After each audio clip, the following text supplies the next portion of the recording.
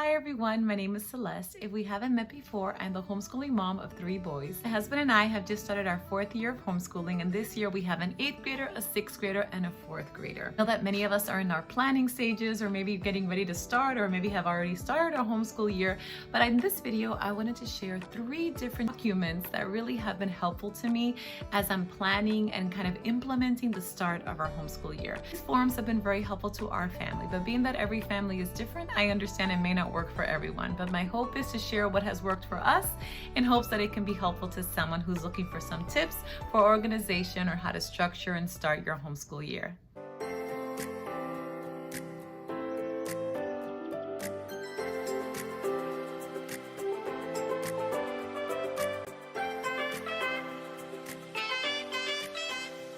The 3 documents that I want to share are these. The first is our weekly checklist. Shared this before in our student binder video. I wanted to share it again just because it's so helpful to us as we're going through our homeschool year. So I'll show you a detailed look at this form. The second form is our block schedule. So I'll go over kind of how we lay our subjects, which subjects we do each day for our different grade levels.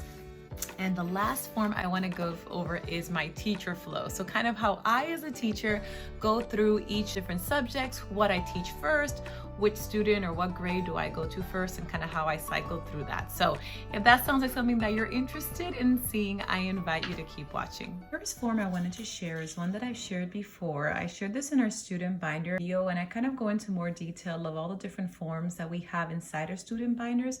I shared in that video how helpful our student binders are. We've used them all for years. I've been homeschooling and they've been really great. So this is something that has stayed consistent throughout the beginning, and it's really worked so well for us. This is a form that's created by Megan Phillips. She has it free on her website, so I'll be sure to link that down below in case you'd like to check it out.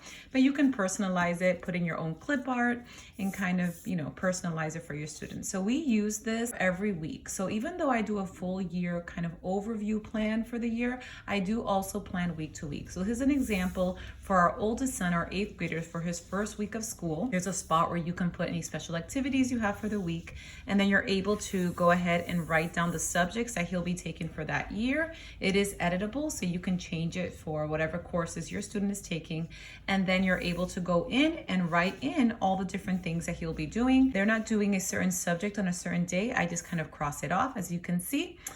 For the first couple days of school, we always take it really easy and kind of ease into our subjects. And that's kind of a tip that I always have, is to start kind of halfway through the week and kind of ease into the subject. So this has worked really well. It allows our students to have independence in their learning. They don't have to be asking me what they're doing every day, because at the beginning of every week on Monday, I give them this sheet for the week, and they can kind of see an overview of what they will be doing every single day for every subject. So this has worked extremely well. When they complete a task, then they're able to just check it off.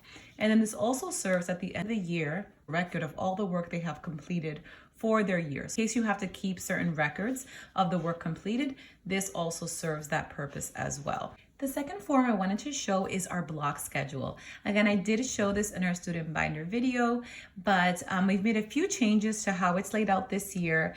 This is something that I just created in Excel. Unfortunately, I don't have it to share. I'm gonna try to work on that to be able to have it for you in an editable format in case you'd like to use it, but it's just a simple spreadsheet that I created. It's for our 8th grader. So you can see the different blocks we have are the morning meeting block, block 1, block 2, and special block.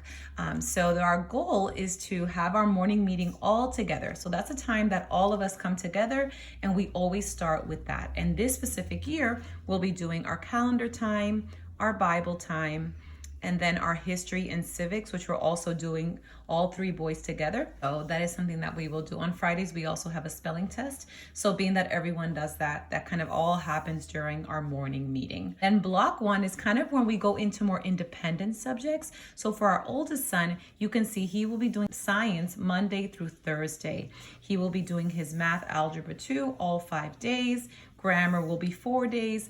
Spelling is 5 days, but you can see this is when he's working on his work.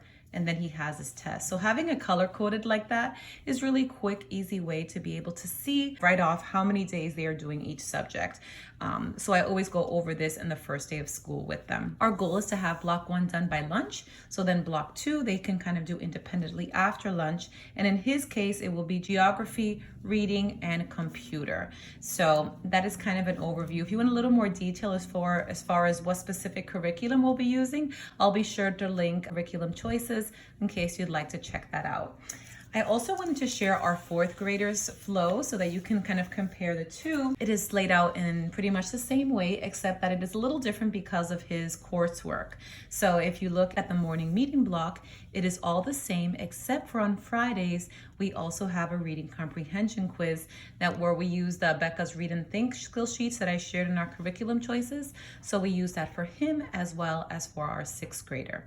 Then when we go into block 1, shows that he'll be doing science twice a week, Mondays and Wednesdays. He will be doing math 5 days a week. He will be doing language 4 days. And I mentioned in his specific curriculum choices that this year we're going to be doing kind of a combo for language, for grammar specifically. We'll be finishing up the Becca Language 3 curriculum and also using the Master Books Language 4 curriculum. So on Mondays and Thursdays, he will be working in the Becca workbook, and Tuesdays and Wednesdays, he'll work in the Master Books language. So later on, I hope to do a little more detailed look of how we're using Master Books, because I think we're not really using it as they designed it. I'm kind of using it more to supplement the English language arts subject. So I'll give more detail about that in a future video. Then we have spelling and vocab. And again, just as my oldest son, he also has geography, he also has reading, and then he has his handwriting, which he will be doing 3 days a week. Here's an example just to kind of talk a little bit about Master Books. For reading, he will be using the Master Books curriculum for Mondays and Thursdays, when then he will be doing assigned and free read Tuesdays and Wednesdays. For handwriting, he'll be using the Master Books book for handwriting, and then handwriting without tears for Monday and Wednesday. So again, I'll share more detail about that, but that's just an idea of how we are kind of breaking up that one book, that one Master Books book, to kind of work in different subjects for him.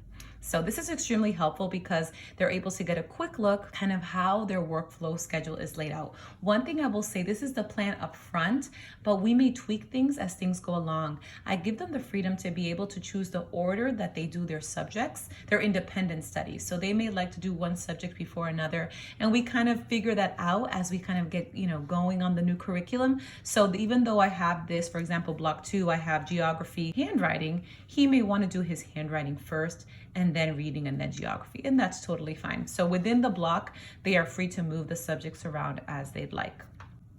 The last form I wanted to show is kind of my teacher plan for teaching. So this really goes with a lot of what I shared about in our homeschool multiple grade levels video. So I'll be sure to link that up in a card in case you'd like to see, because I do go into more detail in that video of tips homeschooling different grade levels and kind of how I cycled through and different things like that. So I'll link that video because I'm not gonna go into too much detail in this specific video, but if you'd like more detail, you can check that video out. This looks very similar, if you can tell, to the boys' block schedule.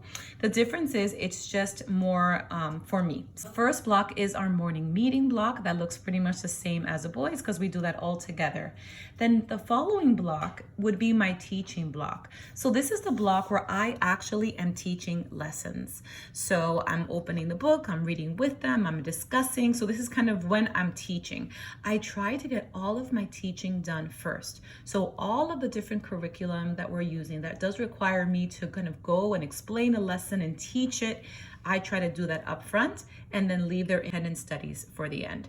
That really has worked well over the years, and that's kind of how we kind of go about it. So for example, for teaching, on Monday and Wednesday, which our younger 2 boys have science only on those days, I will start with them. That's another tip. I always start teaching our younger students first, and then I go with their older students after. And that just works very well because as I'm teaching, for example, this science to my younger 2 sons, my older son can start working on some of his independent studies.